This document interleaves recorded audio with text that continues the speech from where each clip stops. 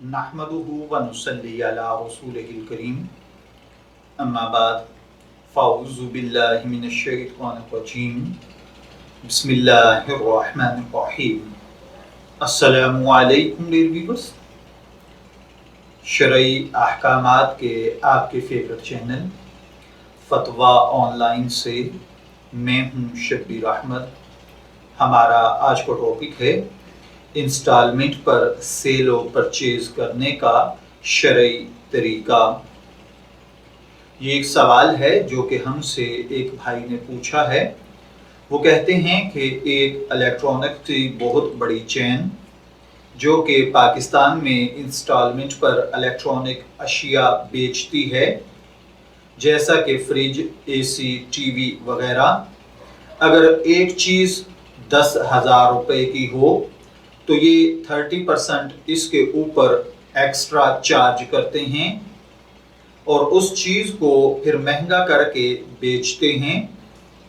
अब ये भाई पूछते हैं, वो कहते हैं कि मेरा सवाल ये है कि मुझे एक जॉब की ऑफ़र आई है जो कि ऐसे ही एक इदारे में है, जिसमें मेरा काम ये होगा कि मुझे तफ्तीश करनी होगी कि जो शख्स इंस्टॉलमेंट पर चीज़ परचेज कर रहा है ये कैसा है, ये पे कर पाएगा या नहीं, या फिर उनसे किस्तें लेकर इदारे को जमा करवानी होंगी। अब ये भाई पूछते हैं, जिनका नाम उस्मान खालिद है, कि क्या इस इदारे में जॉब करना जायज़ है या नहीं।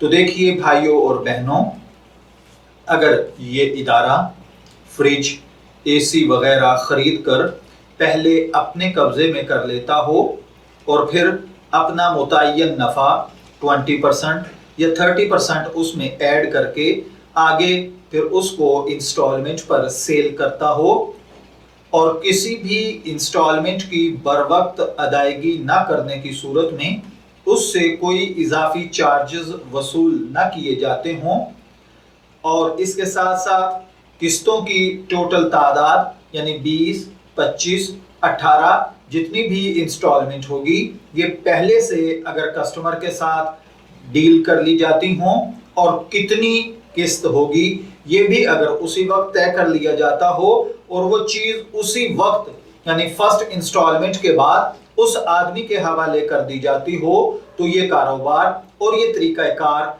बिल्कुल जायज़ है, इसमें कोई शरन कबाहत नहीं है।